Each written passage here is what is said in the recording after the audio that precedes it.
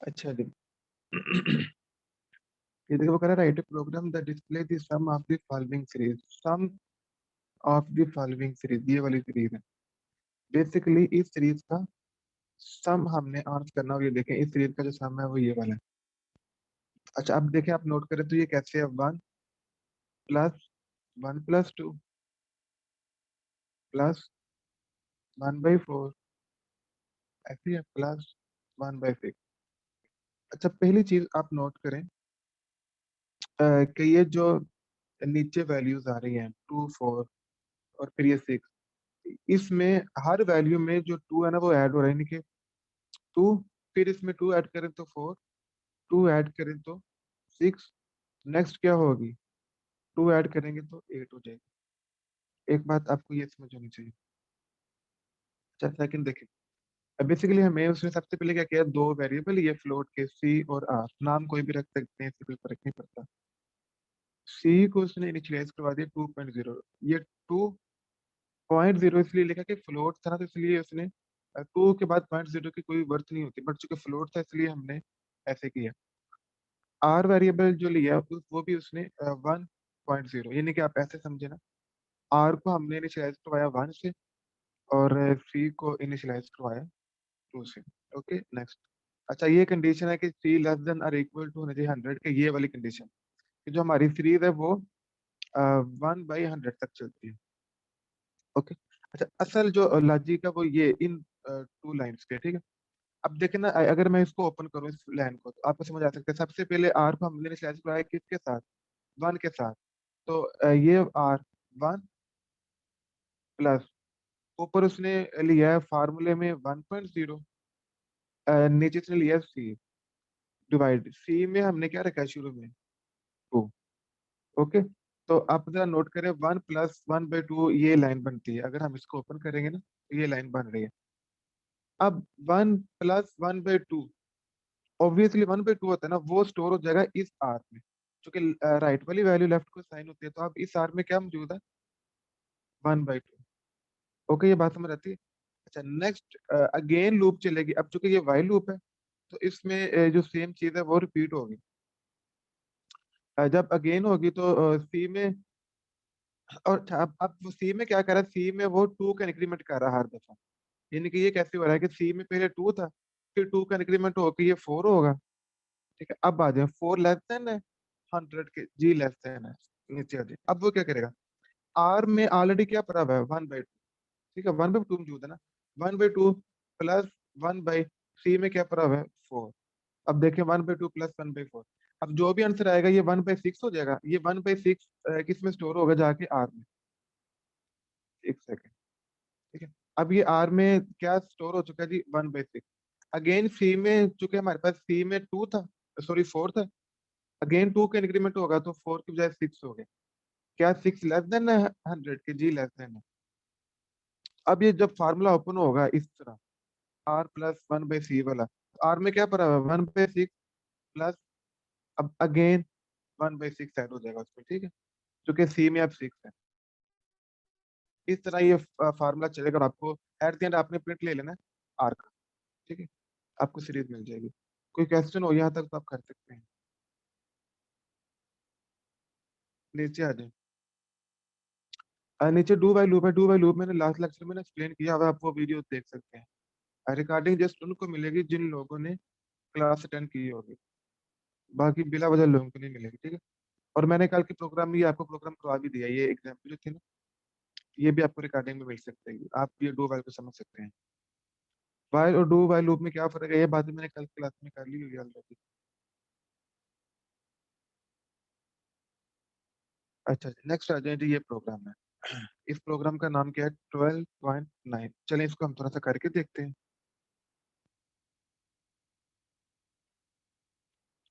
Class कुछ समझ आ भी रही है कि बात ऊपर ऊपर से उधर में जा रहा है सर सब। क्लास में आती है उस तरह तो नहीं आ रही। ये बात तो ठीक है, जो क्लास में वो चीज होती है वो यहाँ पे तो हो नहीं सकती ना, बट काफी हद तक आप चीजों को समझ सकते हैं, ये आपको रिकॉर्डिंग में मिल जाएगी ना। अब थोड़ा सा ध्यान दें तो इंशाल्लाह आपको जहाँ से नहीं आ रही है तो क्वेश्चन करें, सबसे पहली बात यह है कि आप लोग क्वेश्चन किया करें जहाँ से ओके आपको सर। कंफ्यूज।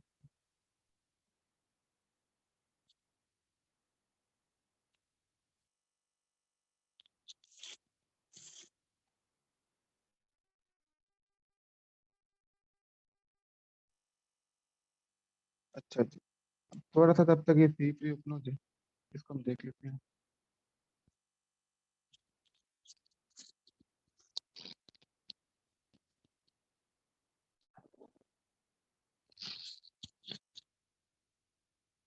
गुड। अच्छा जी, इस प्रोग्राम को आप देखें आप, वो कह रहा है write a program that read the current state of telephone line. ठीक है, टेलीफोन लाइन की करंट स्टेट को हमने रीड करना है। द यूजर शुड एंटर, अच्छा ये बुक में इसने क्या लिखा हुआ है, W for working, working state and D for dead state. यहाँ तक जो उसने बात समझाई है वो आपको ये समझाई है,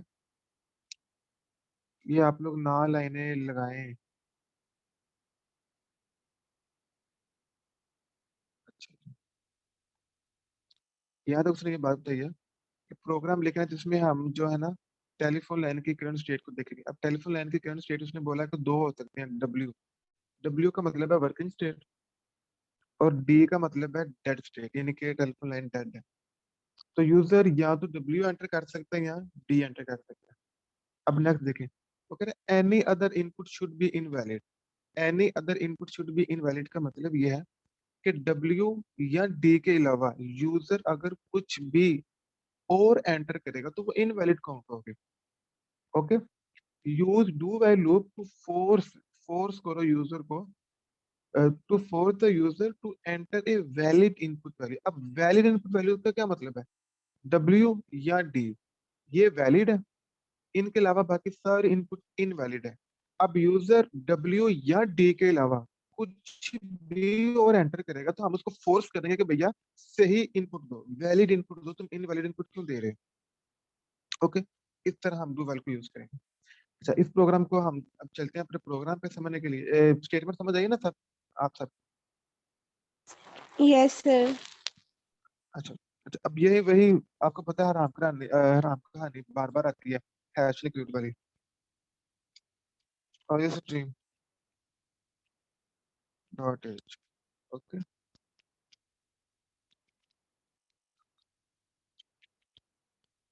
हाँ ये तो सी ए में बोल देता हूँ कि आप सी पढ़ रहे हैं या सी प्लस प्लस पढ़ रहे हैं। एस टी डी आयो, ओके चलें। में अच्छा, उसको समझने से पहले ना मैं थोड़ा सा एक उससे छोटी एग्जांपल लेता हूँ, देन फिर हम उसकी तरफ जाते हैं। एक्स कोई वेरिएबल है हमने, फिर उसके बाद मैं प्रिंट एफ करवा रहा हूँ, और यूजर को हम बोलेंगे एंटर ए नंबर।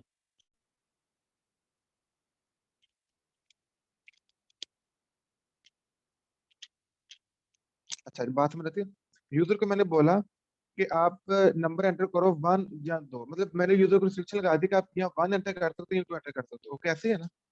अब देखते हैं, स्कैन एफ, यहाँ से फॉर्मेट स्पेसिफायर यूज होगा। यस। ओके, ये मैंने यूजर से इनपुट ले ली। अब इस इनपुट पे मैंने डिसीजन करना, क्या डिसीजन करना, अब हम लॉजिक लगाएंगे। ओके, अच्छा पहले देखते हैं कि यूजर ने, पहले मैं इसको प्रिंट लेके देख सकता हूँ, ठीक है कैसे।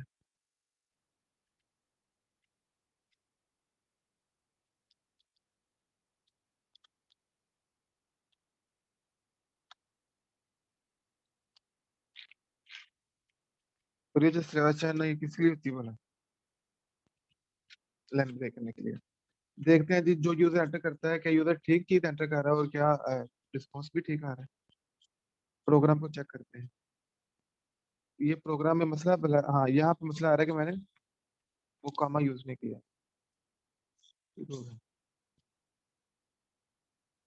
एंटर ए नंबर वन और टू, तो मैंने अगर देखें जो भी एंटर करूंगा, मैंने टू एंटर किया तो मुझे टू आउटपुट मिलेगी, ठीक है। इट्स मीन यहाँ तक प्रोग्राम मेरा सक्सेसफुली रन हो रहा है।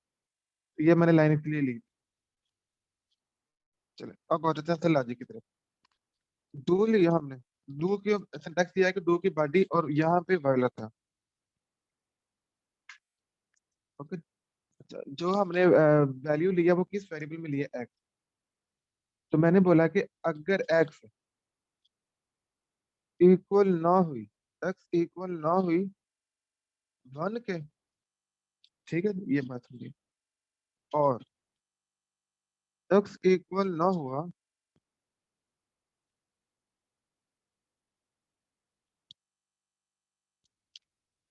टू के।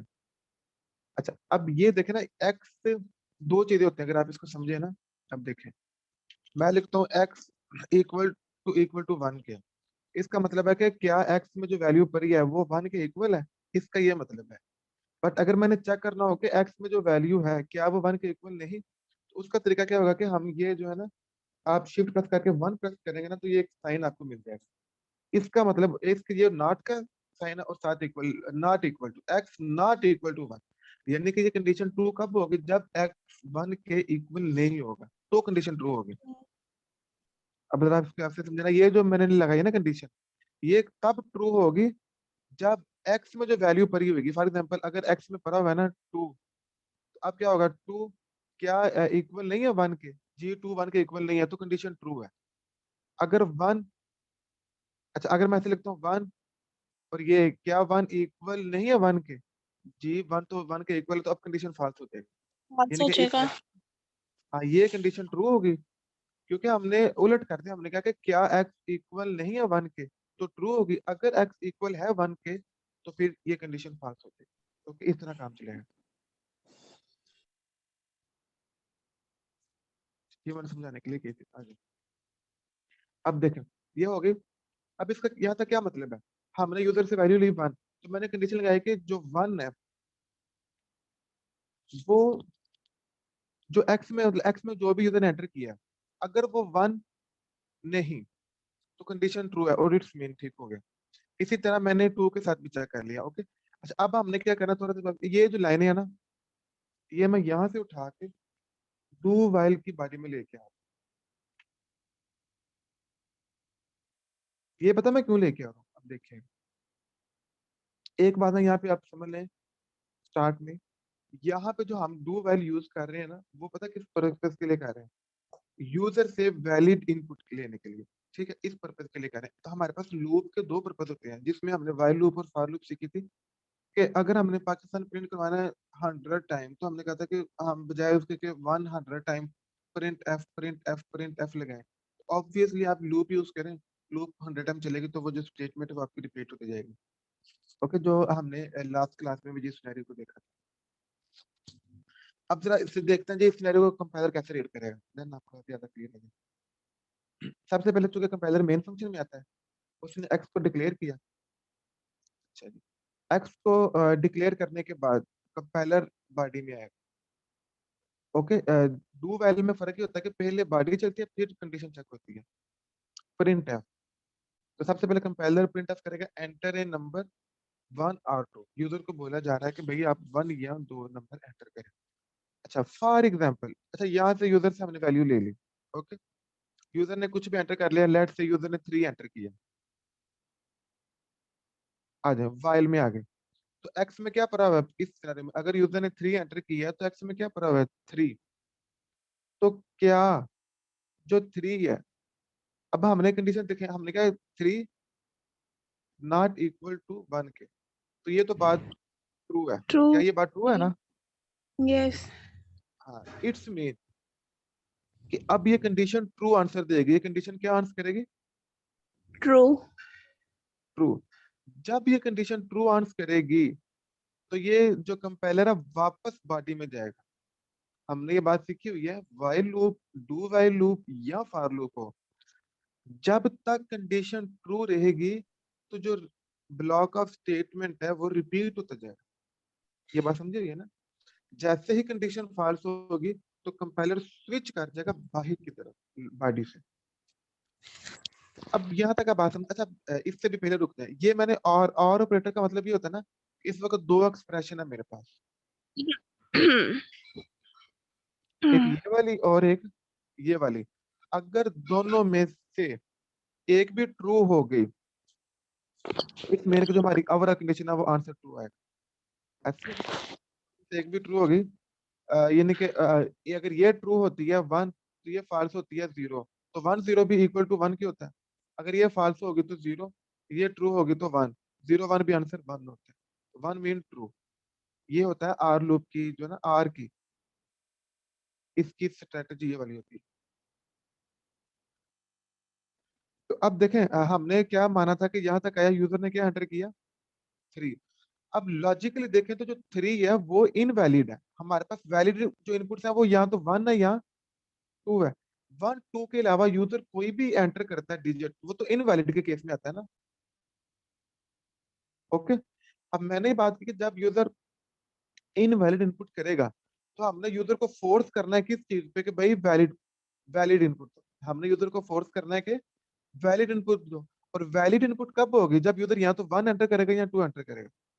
तो दो सिनेरियो थे, दो सिनेरियो तो मैं अगेन रिपीट कर रहा हूँ। कंपाइलर यहाँ पे आके उसने एक्स को डिक्लेयर किया, देन यहाँ पे आ गया उसने शो किया मैसेज एंटर ए नंबर 1 और 2। अगर अब दो सिनेरियो, अगर यूजर एंटर करता है 3, अब 3 इनवैलिड है, 3 इनवैलिड है, तो इट्स मीन क्या हमें यूजर को फोर्स करना चाहिए कि भाई वैलिड इनपुट दो।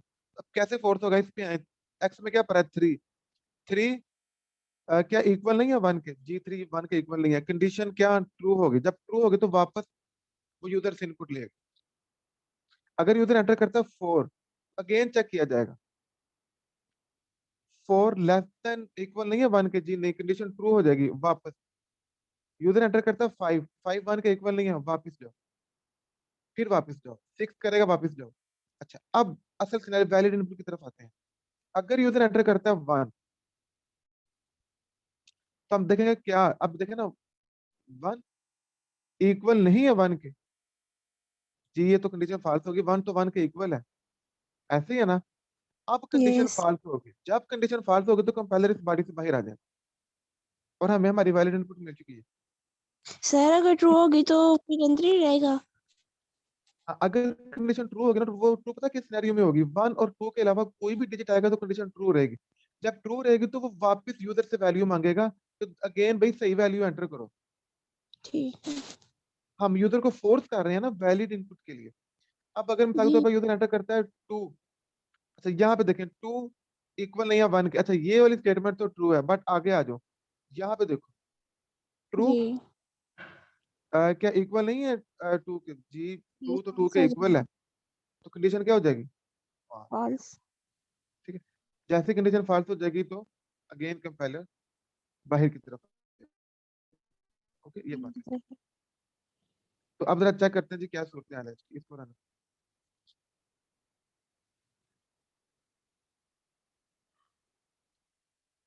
हाँ, यूजर से बोल रहा है कि एंटर ए नंबर 1 और 2।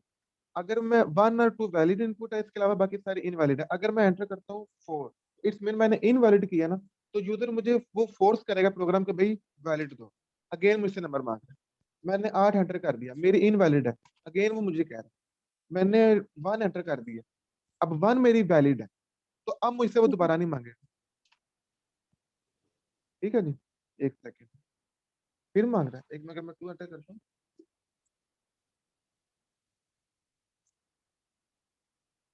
हाँ ये तो हमें वैलिड पे भी मांग रहा है। देखते हैं जी क्या सूरत है, एक सेकंड, इसमें कोई मसला है हमारे कोड में।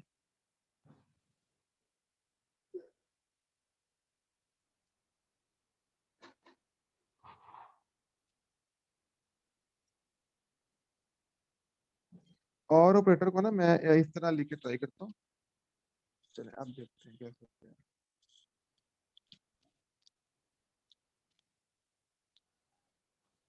अच्छा जी, वैलिड दी, अगेन मांग रहा है, इनवैलिड दी अगेन। अब मैं अगर वैलिड इनपुट देता हूँ, इस पे भी ले रहा है।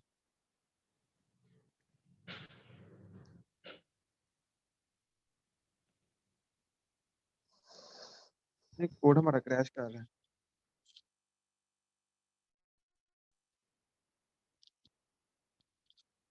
ओके ओके ओके ओके, एक मिनट जरा आप ट्राई करते हैं, फिर हम इसको समझते हैं कि हमारा क्या मसला था प्रोग्राम में।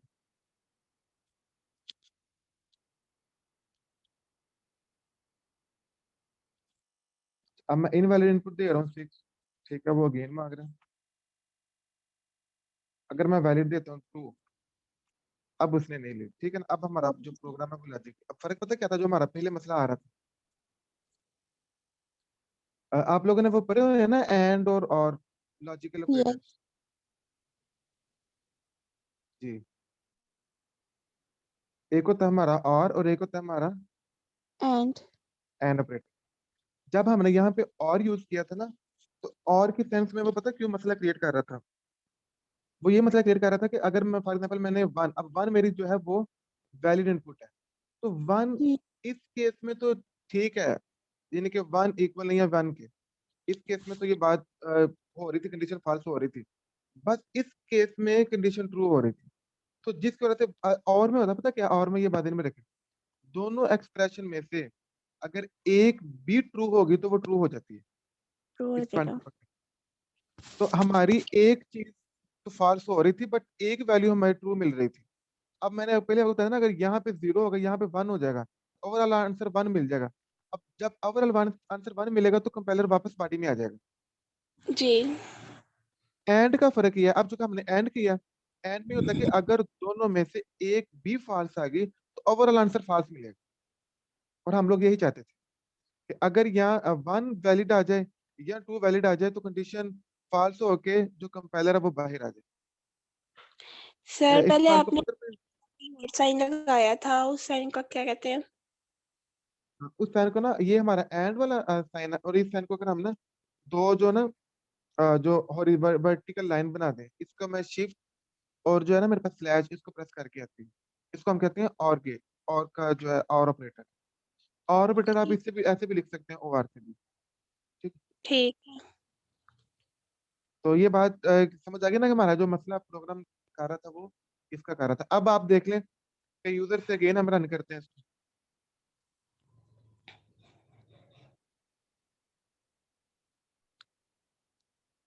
यूजर वन और टू मेरी वैलिड है, इसके अलावा बाकी जितने वो सारी इनवैलिड है।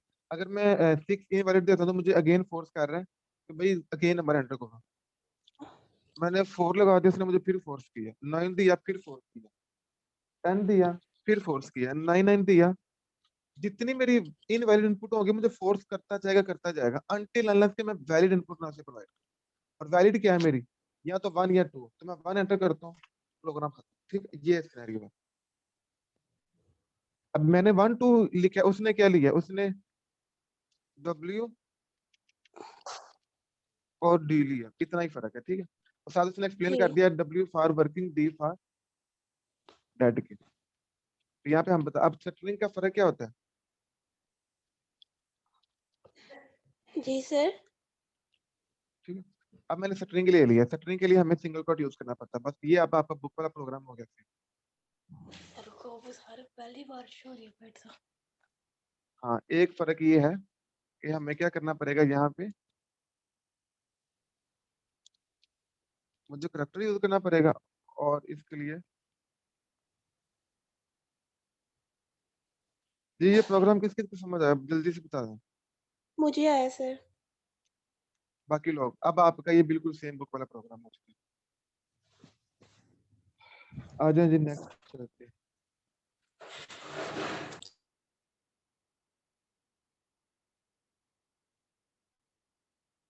कह रहा था item program that display back counting from 10 to 1 using develop, ये आप लोग कर सकते हैं कि नहीं कर सकते?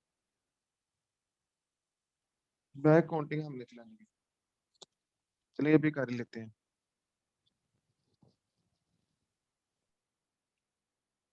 इस सारे को मैं रिमूव कर रहा हूँ।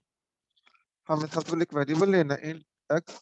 अब चूंकि मैंने बैक यानी कि 10 से वापस एक की तरफ आना, तो मैं इसको करूंगा 10। ठीक है, हाँ जी। डू की बॉडी, यहाँ पे वाइल होता है हमारे पास, और वाइल में हम लोग कंडीशन पुट करते हैं। ओके, अच्छा जी, एक्स कहाँ तक मैंने चलना है, मैंने 10 से चलना है, 1 तक चलना है, तो मैंने कहा एक्स ग्रेटर देन होना चाहिए 1 के। ओके जी, यहाँ पे प्रिंट,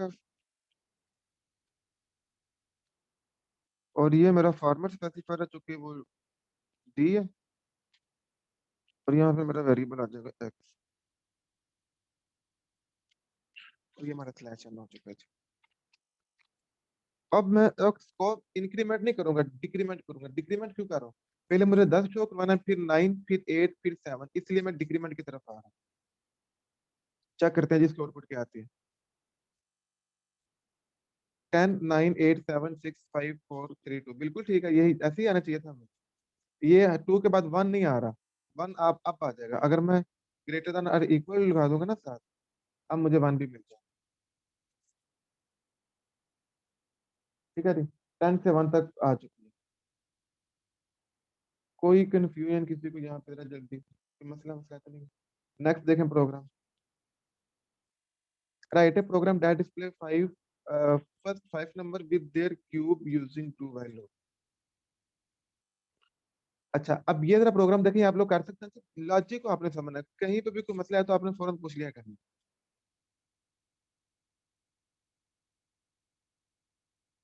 जी, अब आपने जस्ट फर्क कहाँ पे आएगा भला? एक मिनट मैं यहाँ पे ना पेन लेता हूँ।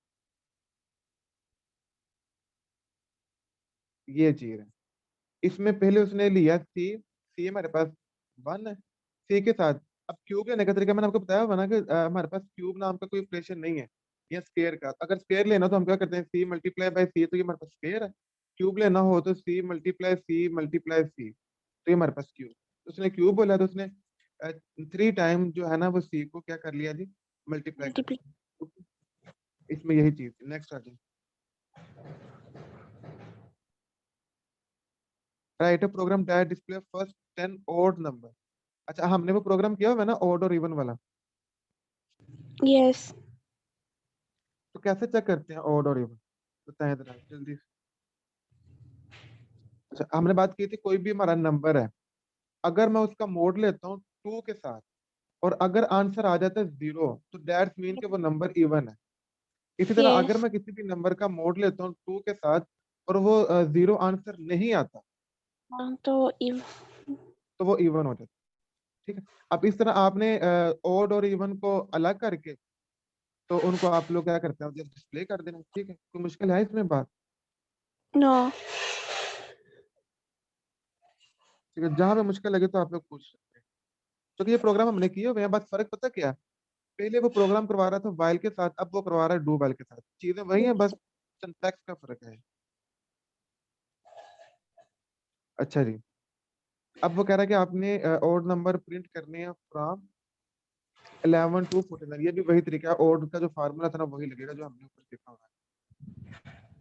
सब ऐसे है कि कल की क्लास में ना टाइम खत्म हो रहा है, ये प्रोग्राम अब आपका ना ये टेस्ट है, पता कहाँ तक? जहाँ से आपको मसला नहीं, आपने मुझसे पूछ लेना कि सर ये प्रोग्राम हमें नहीं आता, वो मैं आपको करवा दूंगा क्लास में। Okay sir. ये फार तक जितने प्रोग्राम है ना, ये आपने करने हैं। यहाँ तक कोई मसला मसाइल हुआ तो आपने मुझसे पूछ लेना, क्लास में डिस्कस कर लेंगे। और ये कल आपका टेस्ट होगा। मैं आप में से किसी को भी दूंगा कि स्क्रीन शेयर करें और मुझे प्रोग्राम मोबाइल पे या जो है ना वो लैपटॉप पे मुझे करके दिखाएं। ओके, आपके पास मोबाइल में भी आना होगा, तो जुबानी करना होगा, देख के नहीं। तो मैं कल आपसे ये टेस्ट लूंगा, सारी क्लास को ना ये अनाउंस भी कर दीजिए। Okay sir. Be prepare. Okay, अल्लाह हाफिज। अल्लाह हाफिज।